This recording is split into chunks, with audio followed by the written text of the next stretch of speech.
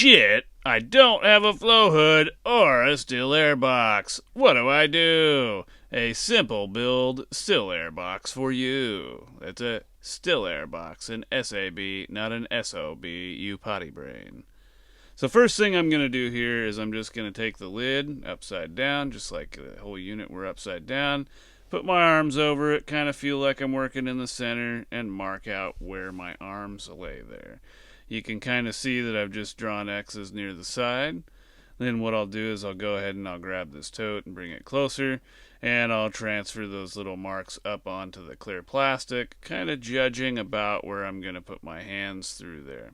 Now, I've done this a time or two, so it might not be as easy for you to figure out where you want to put your hands through. And as you'll see here, I kind of had the same thing happen to me.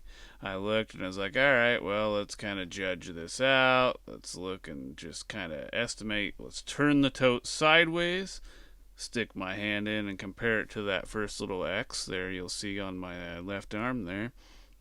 And I kind of got a better idea that I wasn't quite where I wanted to be there. So I lowered my my center mark there. That's what the X is. Now we have our center marks, and we'll go ahead and move on to the next stage. It's time for the build. We have all our tools lined up, our essentials, whatever you could possibly need, whatever you could possibly want. We're going to go ahead and go through a couple of different options here. You've got your handy-dandy propane torch, got your dab torch, and if you got nothing else, you can use a candle. Yeah, all right. We also have drill bits here, varying sizes that you can choose from, what you have on hand. We got a scalpel, and we got our pin for marking.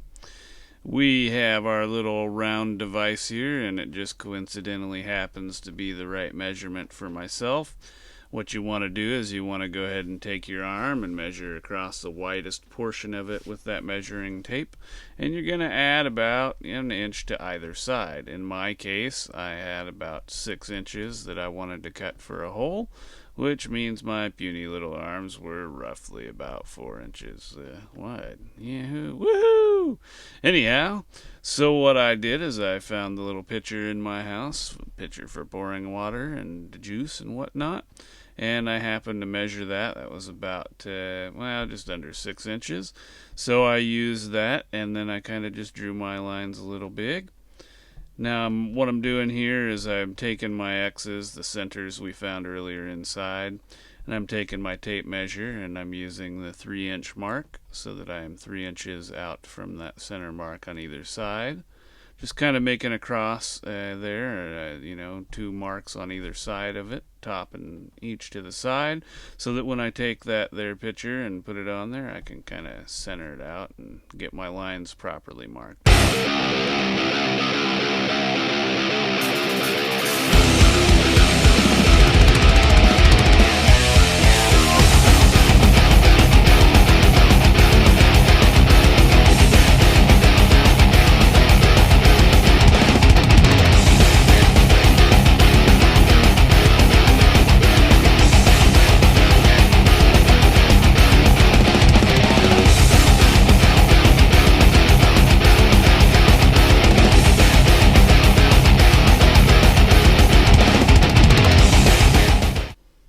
Alrighty, so we got our holes marked out now. Now we just got to determine which way we want to start. Now, let's go ahead and start with my favorite way. We may end up back there, we may end up somewhere else. Who will know? Who will say? That way is pretty simple.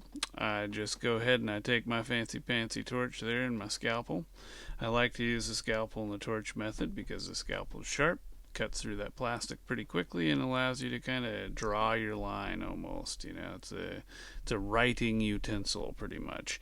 So it allows you to cut these nice clean little lines like this. It takes a little while. You only get maybe 1/10 or 1/15 of the way through in each shot, so it takes a little bit of time to heat your knife up and cut through each way. You can go ahead and see that I get a little ways through there with this method here. We'll just sit back and relax and watch.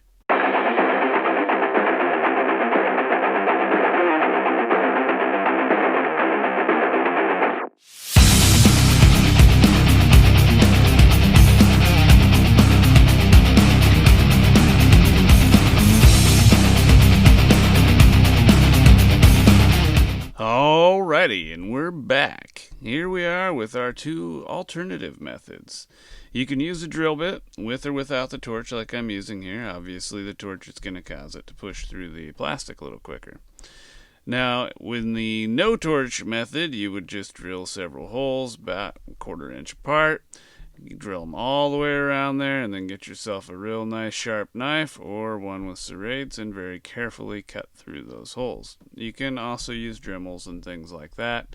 Any high-speed tools you're drilling through, it's going to have a chance of cracking that plastic, so you want to be careful.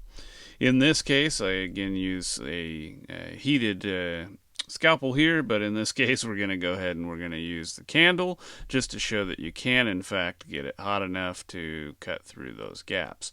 In this case it is actually kind of efficient because we've gone through and we've cut the little pre-drill holes, and you can get the torch going. Anyhow, we're going to speed up this section and you can watch us work through the rest. Hope you enjoyed those methods.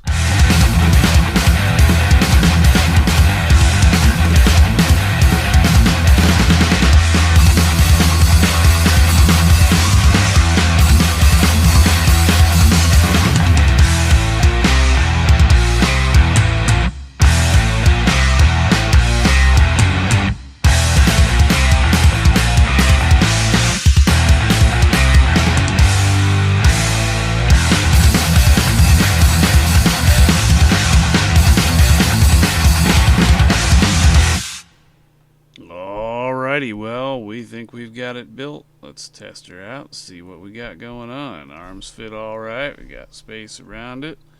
Let's go ahead and build this thing and see what it looks like. We got our bleach. We got our ISO. We're going to go ahead and put our lid out. We'll take our little towel, lay it down, and then we'll spray it down with bleach. We'll go ahead and we'll put our little rack in there. Go throw our top on. We'll go ahead and test it out. Feels pretty comfy to me. What do y'all think? Alright, rock on! This has been a Treedigg production. Rock on!